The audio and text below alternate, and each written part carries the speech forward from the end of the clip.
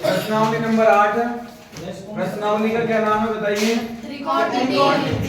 त्रिकोणमिति। देखिए आज अपन त्रिकोणमिति के बारे में पढ़ते हैं। पहले त्रिकोणमिति का अर्थ समझते हैं। त्रिकोणमिति क्या होती है? त्रिकोणमिति अंग्रेजी में बोलते हैं इसको ट्रिग्नोमेट्री। ठीक है, देखिए अब इसके 3 भाग कर देते हैं।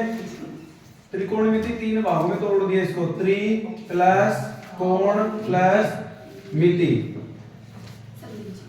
ठीक है, त्रि प्लस कोण प्लस मिति मिलाकर इसको पढ़ेंगे तो क्या हो जाएगा? त्रिकोणमिति। देखिए त्रि का मतलब होता है 3, कोण का मतलब कोण ही रहेगा, और मिति का मतलब होता है मापना। मिति का मतलब है मापना, अर्थात 3 कोणों की माप होगी, उसको अपन क्या कहते हैं? त्रिकोणमिति।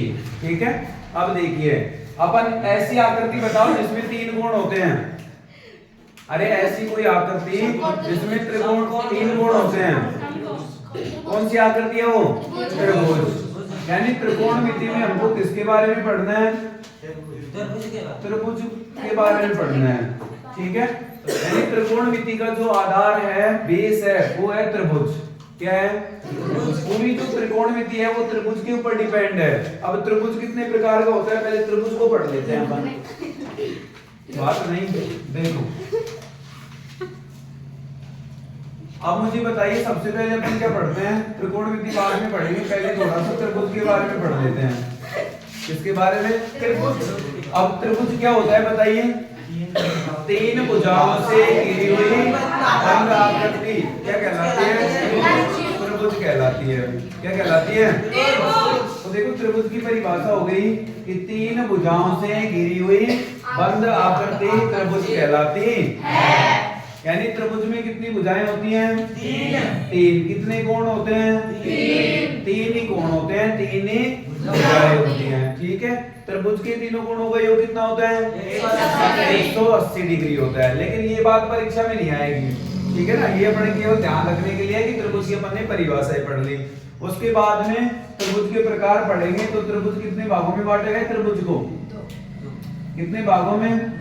2। पहला आ जाएगा बताओ, कोणों के आधार पर, कोणों के आधार पर। और दूसरा कौन सा है? भुजाओं के आधार पर। भुजाओं के आधार पर। ठीक है, देखो कोणों के आधार पर त्रिभुज कितने प्रकार के होते हैं? 3। कौन कौन से? न्यून कोण, समकोण, और कौन सा कोण? अधिक कोण।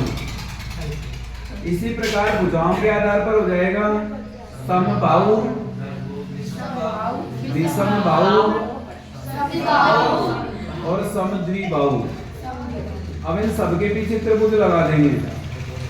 यानी ये बढ़ गया न्यूनकोण त्रिभुज, समकोण त्रिभुज, अधिकोण त्रिभुज, समबाहु त्रिभुज, विषमबाहु त्रिभुज। ये त्रिभुज के प्रकार होते हैं।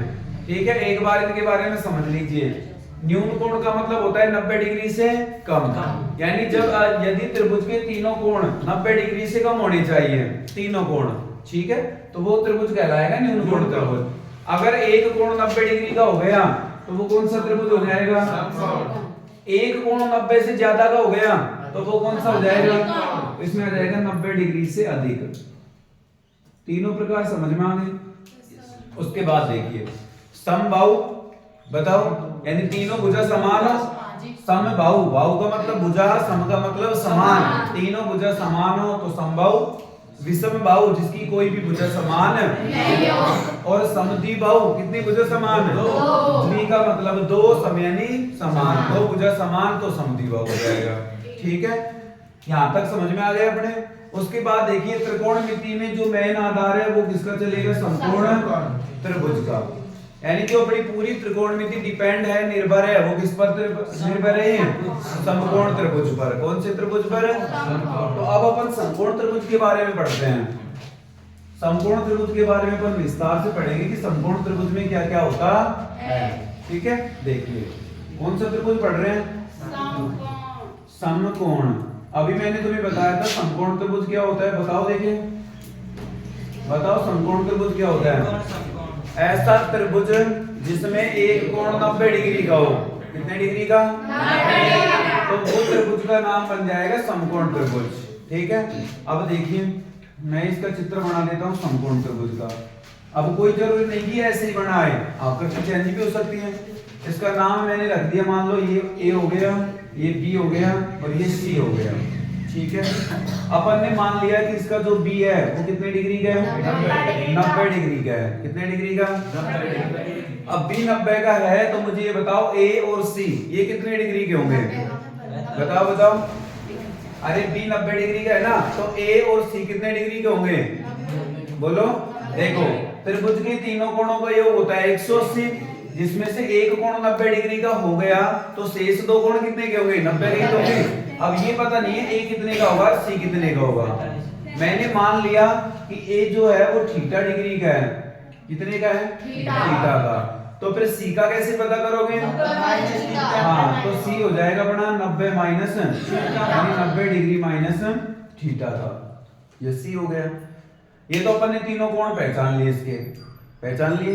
उसके बाद अब तीनों भुजाओं का पता लगाएंगे। देखिए 90 डिग्री की जो सामने भुजा होती है उस भुजा का क्या नाम होता है? कर्ण होता है। ठीक है, थीटा होगा थीटा, उसके सामने जो भुजा होती है इसका क्या नाम होता है? इसका नाम होता है लंब। क्या नाम होता है? लंब। और जो शेष भुजा होगी उसका नाम क्या होता है? आधार। क्या नाम होता है? आधार होता है। ठीक है, अब देखिए त्रिकोणमिति में अपन कर्ण को किससे लिख देते हैं? लंब को ऐसे, आधार को ऐसे। तो ये समझ में आ गया समकोण त्रिभुज। लंब, आधार और कर्ण पहचान लोगे। देखो दोबारा समझ लो, 90 डिग्री के सामने क्या मिलेगा? हमेशा कर्ण कभी भी चेंज नहीं होता है। चाहे लंब और आधार बदल जाएंगे लेकिन कर्ण नहीं बदलेगा त्रिभुज में। ठीक है ना, क्या क्या बदल सकते हैं? लंब बदल जाएगा और लेकिन कर्ण नहीं बदलेगा। और कर्ण इस त्रिभुज में सबसे बड़ी जो भुजा होती है वो भी कौन होती है? कर्ण ही होता है। सबसे बड़ा भुजा जो होगी, बड़ी भुजा, वो कौन सी होगी? कर्ण होगी। ठीक है, अब थीटा, थीटा के सामने क्या होगा? लंब। थीटा के सामने लंब। और शेष जो भुजा होगी उसका क्या नाम होगा? आधार। कर्ण को किससे लिखते हैं? शॉर्ट में अपन कैसे लिख लेते हैं? लंब को ऐसे, आधार को ऐसे। अब देखिए इन भुजाओं के आधार पर त्रिकोणमिति को 6 अनुपातों में बांटा गया है। कितने अनुपातों में? 6 अनुपातों में। मान लो कि मैंने क्या किया कि लंब में किसका भाग दे दिया? लंब में किसका भाग दे दिया? तो इनका जो मान आया है उसको मैंने किससे लिख दिया? साइन थीटा से। किससे लिख दिया? साइन थीटा से। इसी तरह से त्रिकोणमिति के 6 अनुपात होते हैं। कितने अनुपात होते हैं? 6। अब अपन पढ़ते हैं त्रिकोणमिति के अनुपातों को। यहाँ तक कोई दिक्कत आ गए सभी की समझ में? तो देखो अब पढ़ेंगे त्रिकोणमिति के अनुपात। किसके अनुपात पढ़ेंगे? बताओ कितने अनुपात होते हैं त्रिकोणमिति में? अरे कितने होते हैं? 6। अब उनको याद कैसे रखें कि पूरे सूत्र हमारे याद हो जाएं? ठीक है, उसके लिए ट्रिक्स है। बताओ क्या ट्रिक्स है? क्या ट्रिक्स है? हाँ, जब पहली क्लास में थे तो अपन ने कक्का सीखा है। ठीक है, अरे क्या सीखा मैंने? और कक्का किसने सीखा है? लाल ने क्या सीख लिया? लाल ने कक्का सीखा तो हमने क्या सीख लिया? त्रिकोणमिति के सूत्र सीख लिए। अब वो कक्का सीख गए तो हम सूत्र सीख गए। ठीक है, देखिए पहले अपन ये चेक करते हैं त्रिकोणमिति के अनुपात होते कौन कौन से हैं। तो देखिए मैं बताता हूँ। पहला होता है साइन, इसका ये पूरा नाम होता है साइन। दूसरा होता है कोसाइन, कोसाइन। तीसरा होता है टेंजेंट। चौथा कौन सा होता है? कोटेंजेंट। फिर होता है सेकंड और फिर आएगा कोसेकंड। ये इनके पूरे नाम है। ठीक है, लेकिन क्या होता है अपन इनको संक्षिप्त रूप में प्रयुक्त कर लेते हैं, छोटा नाम काम में ले लेते हैं इनका। ठीक है ना, अब इनके संक्षिप्त रूप देखिए तो यहाँ कौन से रूप लिख लेंगे? संक्षिप्त। देखो तो साइन का क्या हो जाएगा? साइन। कोस का टेन का टेन। ये कोट का क्या हो जाएगा?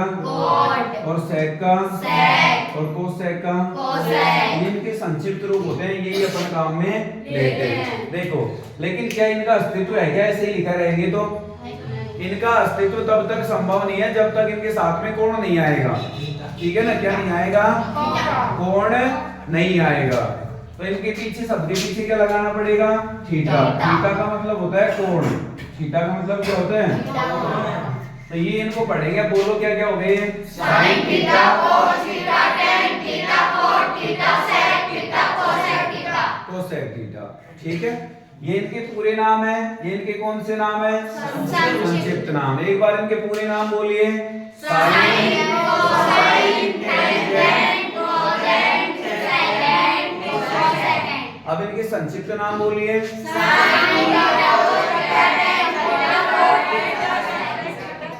दोबारा सुन लो, मैं बोल रहा हूँ।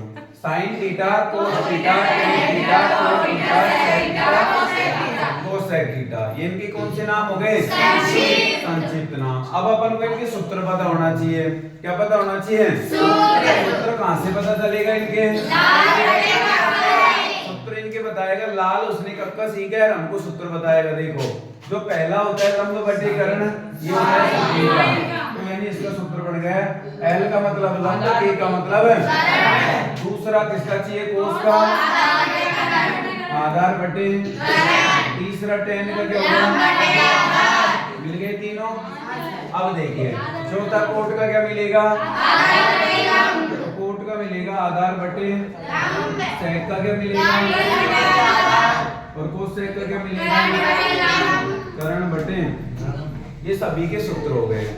समझ में आ गए यहाँ तक? कोई परेशानी किसी को? अरे आ गई कि नहीं? अब देखिए अपन ये साइन को है ना, तो हिंदी में ये और बोल देते हैं ज्या। क्या बोल देते हैं? और इसका क्या नाम है? कोंजा नहीं, कोज्या। ठीक है, क्या नाम है इसका? आगे समझ में? कई बार क्वेश्चन में लिखा जाता है इन दोनों का साइन और कोस का पूछ लेता है ज्या, कि ज्या बताइए या कोज्या बताइए। ठीक है ना? तो ये ध्यान रखना, दोनों को रख लोगे। यहाँ पे कोई परेशानी? अरे है क्या कोई दिक्कत? अब देखिए अपन एक सवाल करते हैं। क्या करते हैं? क्या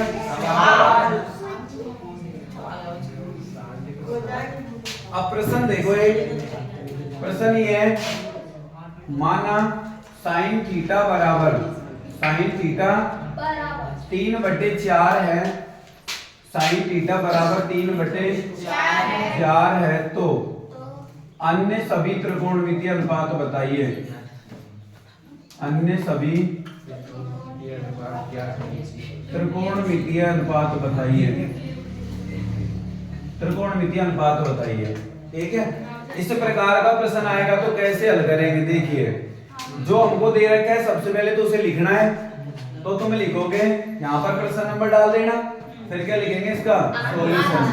ठीक है, और जो दिया है उसको लिखेंगे साइन थीटा बराबर 3/4। ये हमको दिया था, जो हमको पता होगा सवाल वहीं से तो स्टार्ट करेंगे। अब इतना लिखने के बाद यहाँ देखना है साइन है, कोस है, टेन है। क्या है ये? साइन। तो अपना एक्स्ट्रा काम रहेगा यहाँ से सूत्र निकालने। साइन का सूत्र पता करेंगे तो तुरंत लिख लीजिए लाल बटे कक्का। लिख लिया? अब लाल बटा कक्का लिखने के बाद अपन ने यहाँ से सूत्र पता किया साइन का, तो क्या आएगा? अरे क्या आएगा? साइन का सूत्र आ गया लंब बटे। तो देखिए बराबर में अपन लिख देंगे लंब बटे कर्ण। ठीक है, अब देखिए त्रिकोणमिति में तीनों भुजाओं का एक पेयर चलता है, युग्म चलता है। किस किस का? लंब का, आधार का और कर्ण का। इसका लंब का, आधार का और कर्ण का। तो हमारे पास लंब आ गया, कर्ण आ गया, कौन नहीं आया? आधार। और एक भुजा अगर नहीं आई तो समकोण त्रिभुज में उस भुजा को लाने के लिए कौन सी प्रमेय का प्रयोग करते हैं? पाइथागोरस। तो अपन हम लिखेंगे पाइथागोरस, आवाज नहीं, पाइथागोरस प्रमेय से। पाइथागोरस इस प्रमेय का दूसरा नाम क्या है? क्या नाम है? बोलिए। बोधायन प्रमेय इसका दूसरा नाम है। क्या होती है प्रमेय? देखिए प्रमेय होती है कर्ण स्क्वायर बराबर आधार स्क्वायर लंब स्क्वायर। ठीक है, अब देखिए लंब का मान कितना है? 3। कर्ण का मान कितना है? 4। इनकी लीजिए। तो देखो कर्ण का मान है क्या? बिल्कुल है 4 का स्क्वायर। आधार का मान है क्या? इसी को तो ढूंढने चल रहे हैं अपन आधार को तो, ठीक है। प्लस लंब का मान है क्या? 3 का स्क्वायर। आगे हल करें, देखिए 4 का वर्ग बराबर आधार स्क्वायर प्लस 3 का वर्ग 9, ठीक है। अब ये 9 को इधर ले आए अपन और पक्षांतरण कर दें तो देखिए यहाँ प्लस क्या है तो इधर आएगा तो इससे हो जाएगा ये हो जाएगा बराबर आधार स्क्वायर, यानी आधार स्क्वायर बराबर कितना आ जाएगा 7। तो यहाँ से अपन इसको हटाएंगे तो इधर हो जाएगा। ये आधार का मान आ गया √7, आ गया √7। यहाँ तक सभी के समझ में आ गया? राय कि नहीं आया? अब अपन अन्य त्रिकोणमितीय अनुपात निकालेंगे। अब कौन कौन से घट गए देखिए, हमारे पास घट गया cos थीटा, फिर कौन सा घट गया, फिर cot थीटा, फिर sec थीटा, फिर cosec थीटा। यही तो घटे हैं, अरे यही घटे हैं ना। देखो तो अब इनके लिए पहले इनके सूत्र लिख लीजिए। cos थीटा का सूत्र क्या होता है? आधार बटे, पहले तो सूत्र लिखने हैं फिर इनके क्या रखने हैं मान। आधार का मान ये रहा √7, कर्ण का मान 4, tan का सूत्र बताओ लंब बटे, अरे यहाँ से देख लो ना ये रहा लंब बटे आधार, ठीक है। लंब का मान कितने हैं 3, आधार का मान कितने हैं √7, यही तो है। फिर किसका सूत्र है cot थीटा का सूत्र ये है आधार बटे लाल बटे का से पता कर लिया करो सूत्र। तो आधार का मान क्या आ जाएगा √7 और लंब का मान, उसके बाद में sec थीटा आ गया। sec थीटा का सूत्र क्या होगा बोलो, कर्ण बटे, कर्ण का मान कितना है, आधार का मान कितना है √7। फिर आ गया cosec थीटा, वही लाल बटे का से क्या सूत्र हो जाएगा, कर्ण बटे, कर्ण का मान कितना है बोलो 4, लंब का मान कितना है, तो ये अपना आंसर आ गए। सीखे सभी? अरे सीखे कि नहीं? इस प्रकार का ये तो डायरेक्ट प्रश्न आए तो कर देना, लेकिन अगर थीटा फिक्स कर दे, एक सवाल और समझो, ये समझ में आ गया ना, मिटा दो इसको तो। चलो अब दूसरा प्रश्न देखो, ये 8.2 में एक है, इसमें 2-3 प्रश्न ही हैं। अगर ये समझ में आ गए तो तुम पूरी प्रश्नावली कर दोगे। फिर देखिए अगला प्रश्न। अब प्रश्न है माना cos A, अब की बार दे दिया cos A, ठीक है। cos A बराबर दे दिया अपन को 3/5, क्या दे दिया 3/5 हो तो cos C व sin A का मान बताइए। इस प्रकार का कोई प्रश्न आया आपकी बात, और ये त्रिभुज लिख देगा कि ये कौन से त्रिभुज में है, त्रिभुज ABC में, और जिसका कौन सा कोण समकोण है ABC में, जिसका कोण B समकोण है। B क्या है, समकोण है। ये प्रश्न की पूरी जानकारी हुई, ठीक है। अब देखो वहां पर तो थीटा ही था, क्या था थीटा, लेकिन यहाँ हमारे पास क्या आ गया A। पहले तो देखो त्रिभुज है ABC, क्या नाम है त्रिभुज का ABC। तो एक त्रिभुज बना लीजिए, क्या बना लीजिए त्रिभुज। ये हो गया A, अरे रुक जा रे, ये हो गया ABC, त्रिभुज ले लिया पहले। कौन सा कोण समकोण है B, तो B को समकोण पर लीजिए, यानी B के 90 डिग्री का कोण बना दिया। अब हमको न तो A पता न C पता कितने के हैं, कोई पता नहीं है। जब पता नहीं है तो अभी हम किसी को कुछ भी नहीं कह सकते, ठीक है ना। अब हमको ये तो पता चल गया कि ये भुजा तो कर्ण है, ये भुजा कौन सी है, पर ये दोनों को फिक्स नहीं कर सकते। क्यों फिक्स नहीं कर सकते, क्योंकि अभी हमारे पास क्या फिक्स नहीं है, थीटा फिक्स नहीं है। क्या फिक्स नहीं है, और जब तक थीटा फिक्स नहीं होगा तो लंब और कर्ण फिक्स नहीं होंगे। लेकिन देखिए हमें जो दे रखा है सवाल को तो हल तो करना पड़ेगा, तो लिखते हैं इसका सॉल्यूशन। देखिए हमें दिया है cos A बराबर क्या दे रखा है 3/5, यही दे रखा है। अब cos आ गया तो cos का हमें सूत्र पता करना है, और सूत्र कहां से पता करते हैं, लाल बटे कहां से, लाल बटे कक्का से। तो साइड में अपन लिख लिया करो लाल बटे कक्का, लिख लिया लाल बटे कक्का। तो यहाँ से किसका सूत्र पता करना है? कोस का। किसका?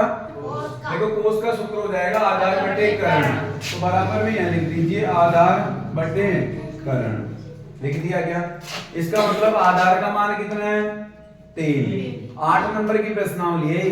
कितने नंबर की? 8। और तुम इसको ऐसे ही ले रहे हो, आधार बराबर 3 और कर्ण बराबर 5। लेकिन ये दोनों है किसके? लंब आधार और कर्ण कौन सा थीटा के लिए है? ए के लिए है। ये किसके लिए है? तो अपन एक बार इसका क्या निकाल लेते हैं? लंब निकाल लेते हैं। और लंब निकालने के लिए कौन सी प्रमेय लगानी पड़ेगी? पाइथागोरस प्रमेय लगानी। तो क्या लिखे बताओ? पाइथागोरस प्रमेय से क्या होती है? पाइथागोरस प्रमेय कर्ण स्क्वायर बराबर आधार स्क्वायर प्लस लंब स्क्वायर। तो कर्ण का मान बताइए कितना है? 5 का स्क्वायर बराबर आधार का मान बताइए 3 का स्क्वायर। लंब का मान हमारे पास है नहीं है ना। आगे हल करते हैं। तो 5 का वर्ग 25, 3 का 9 प्लस लंब स्क्वायर। तो 25, 9 को इधर लाएंगे तो माइनस का 9 बराबर लंब स्क्वायर। तो यहाँ से आ जाएगा 16 बराबर एल स्क्वायर। तो एल बराबर कितना आ जाएगा? 4 आ गया। एल बराबर कितना आ गया? 4। अब इस चित्र में अपन मान रखें तो बताओ ये कर्ण कितने का था? 5। यानी ये जो भुजा होगी ये कितने की हो जाएगी? 5 की हो जाएगी। ठीक है। उसके बाद में ए है, ये रहा ए। तो ए के लिए आधार कितना है? 3 और ए के लिए लंब कितना आ गया? तो ए कहाँ है अपना? ये रहा ए। तो ए के सामने तो मिलेगा लंब। तो यानी ये मान कितने का दे दिया और ये कितने का दे दिया? 3 का। हमारे पास तीनों भुजाएं आ गई।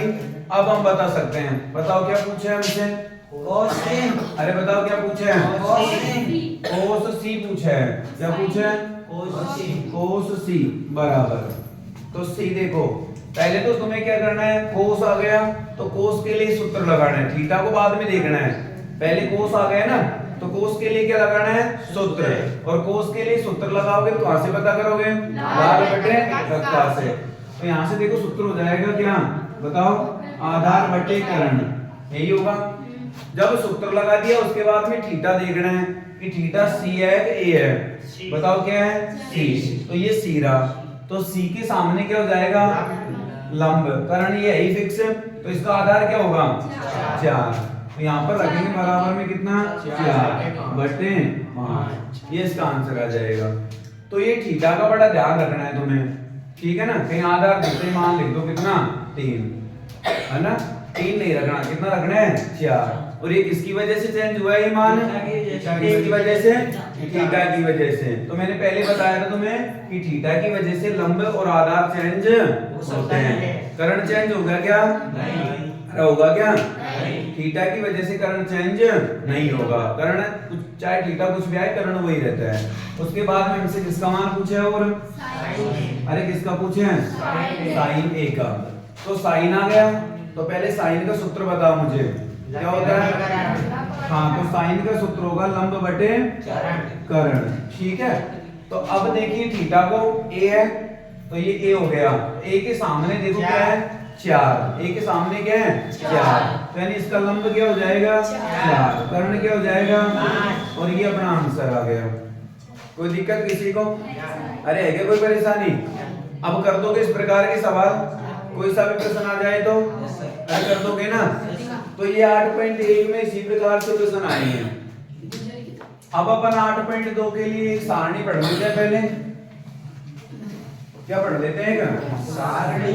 उस सारणी से हमको क्या रखने पड़ेंगे? मान रखने पड़ेंगे। क्या रखने पड़ेंगे? किन किन को आती है, जिनको नहीं आती वो सीख लीजिए। देखिए त्रिकोणमिति के जो मान होते हैं उनके लिए अपन एक सारणी बना लेते हैं। बात नहीं करें भैया, बात करो।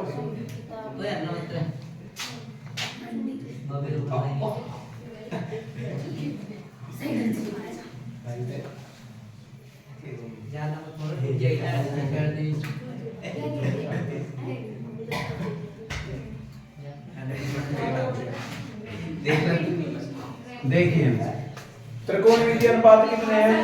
6। तो यहाँ पर तो कुछ नहीं लिखना। ठीक है। यहाँ से मान लिखने हैं। सारणी देख लो, बड़े काम की सारणी है, 8वीं प्रश्नावली में भी काम आएगी और 9वीं में भी काम आएगी, ऊंचाई और दूरी वाली में। पहले अपन ने लिख दिया साइन थीटा, उसके बाद में क्या लिखेंगे कोस थीटा, उसके बाद में टेन थीटा, उसके बाद में कौन सा थीटा, उसके बाद में सेक थीटा और उसके बाद में इनको कैसे भी लिख सकते हैं, क्रम का कोई फर्क है कि हमने भाई क्रम से लिखे, कोई जरूरी नहीं है, बस कहानी आनी चाहिए हमको तो बनाना, ठीक है ना। उसके बाद में देखो कौन कौन से डिग्री के लिए पढ़ना है हमें, 0 डिग्री,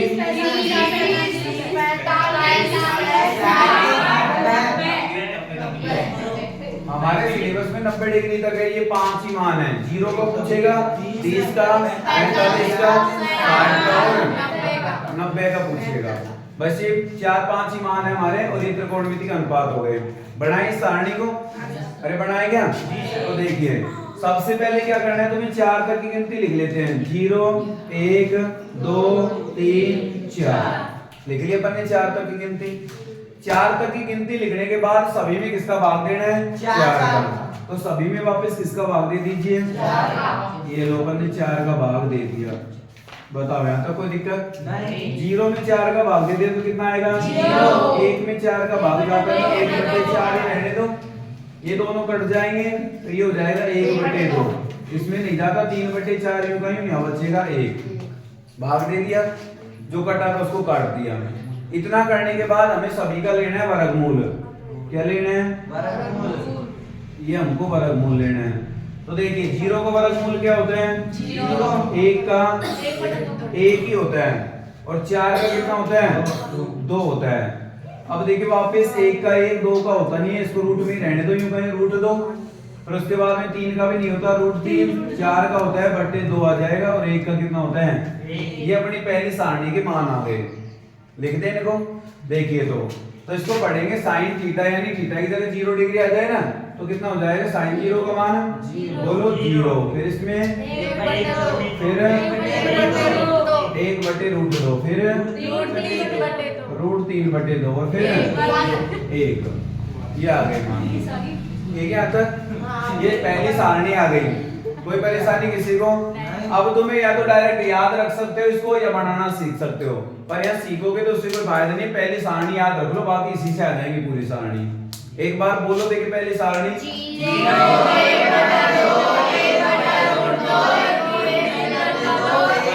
चलो मैं बोलता हूँ सुनना। पहली सारणी 0 1/2 1/√2 √3/2 1। कई क्या करते हैं, देखो इसको कैसे लिखते हैं, ये 1 लिख देते हैं और फिर बट्टे में यूं लगा देते हैं, तो ये गलत है।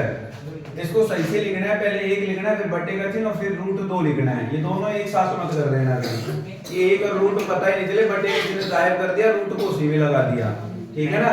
तो ऐसे लिखोगे तो गलत होगा, ये सही माना जाएगा। 1 फिर बट्टे का चिन्ह लगाना है, फिर लिखना है √2। पहली सारणी कोई परेशानी। दूसरी सारणी के लिए तुम्हें क्या करना है, जो पहली सारणी के मान है उनको पीछे से लिख दो बस, ठीक है ना। सबसे पहले क्या आएगा, 1, फिर क्या आएगा √3/2, फिर क्या आएगा बोलो 1/√2, फिर और फिर 0। 2 सारणी बन गई, अरे बन गई ना 2 सारणी। अब हमें तीसरी सारणी बनानी है, और तीसरी सारणी किसकी बनानी है, अरे किसकी बनानी है, tan थीटा की बनानी है। अब देखिए tan थीटा का एक सूत्र होता है, tan थीटा बराबर, ये सूत्र होता है sin थीटा बटे cos थीटा, sin थीटा बटे cos थीटा। यानी sin थीटा की सारणी में cos थीटा की सारणी का भाग दे दें तो कौन सी सारणी प्राप्त मिल जाएगी, tan थीटा की मिल जाएगी, ठीक है। तो भाग देते हैं, देखो 0 में 1 का भाग देंगे तो कितना आता है, 0 ही आता है। अगर किसी संख्या के ऊपर 0 है और उसमें नीचे किसी भी संख्या का भाग दे दो, 0 में किसी भी संख्या का भाग देंगे तो मान हमेशा क्या आएगा, 0। तो 0 में 1 का भाग देंगे तो 0, कोई दिक्कत। अब 1/2 में किसका भाग देना है, ठीक है। तो देखो दूसरी संख्या चौथी संख्या से कट जाती है, समान है तो 2 से 2 कट गया, तो क्या बच गया बताओ, ये बच गया 1/√3। कोई दिक्कत? यहाँ वापस देखो √2 से √2 कट जाएगा तो बचेगा 1/1, लेकिन नीचे बटे में 1 का कोई मतलब नहीं होगा, इसलिए डायरेक्ट मैं क्या लिख देता हूँ 1 लिख दिया। आगे देखिए 2 से तो 2 कटेगा, ये बचेगा √3/1, नीचे 1 का कोई मतलब नहीं होगा, इसलिए ये आएगा √3। कितना आएगा? आगे देखिए 1/0, अगर नीचे 0 आ जाए हर में, कहां पर 0 आ जाए? अगर संख्या के हर में 0 आ जाता है तो वो संख्या अपरिभाषित हो जाती है। क्या हो जाती है? यानी हमें कोई मान पता नहीं चलता, उसको अनंत लिख देते हैं अपन प्रतीक के रूप में, इसको बोलते हैं अपरिभाषित। ठीक है, ये 10 की सारणी आ गई। किसकी सारणी आ गई? अब हमें अगर कोट की सारणी बनानी है, किसकी सारणी बनानी है? तो कोट की सारणी बनानी हो तो 10 की जो सारणी है उसके मानों को पीछे से लिख दो। ठीक है ना? तो देखो, तो सबसे पहले क्या आ जाएगा? अनंत, फिर क्या आएगा? फिर और फिर 0। बताओ ये किसकी सारणी बन गई? अरे किसकी बन गई? कोट थीटा की सारणी बन गई है, बन गई ना कोट थीटा की। उसके बाद में देखिए हमको किसकी सारणी बनानी है? अरे किसकी बनानी है? सेक थीटा की बनानी है। तो देखिए सेक थीटा का एक सूत्र होता है, फिर सेक थीटा बराबर ये होता है, किसका विपरीत होता है? ये कोस थीटा का उल्टा होता है। यानी जब मैं ये कहूंगा कि कोस थीटा का सूत्र बताओ तो तुम कहोगे 1/कौन सेक थीटा, जब मैं कहूंगा सेक थीटा का सूत्र बताओ तो तुम कहोगे 1/कौन कोस थीटा। एक दूसरे के पूरा क्या विपरीत है, ठीक है ना? क्या है एक दूसरे के पूरा क्या है ये। तो हमें अगर सेक थीटा की सारणी बनानी है तो कोस थीटा के मानों को उल्टा कर दीजिए। उल्टे का मतलब है अंश को हर बना दो और हर को अंश बना दो। ठीक है, देखो तो अब ये है 1/1, तो 1 का तो उल्टा 1 ही रहेगा। क्या रहेगा? 1 ही रहेगा। यहाँ से देखो 2 को तो वहां भेज दीजिए ऊपर और √3 को बटे में भेज दो, तो क्या बन जाएगा? 2/√3। 1/√2 का विपरीत करेंगे तो क्या आ जाएगा? √2, इसका करेंगे तो 2। 0 का विपरीत होता है अनंत। 0 का विपरीत क्या होता है? बन गई 5 सारणी। अब कौन सी सारणी बनानी है? अरे कौन सी बनानी है? कोसेक थीटा की। तो कोसेक थीटा की सारणी बनाने के लिए पीछे से मानों को लिख दीजिए। तो पीछे से मानों को लिखेंगे तो सबसे पहले क्या आएगा?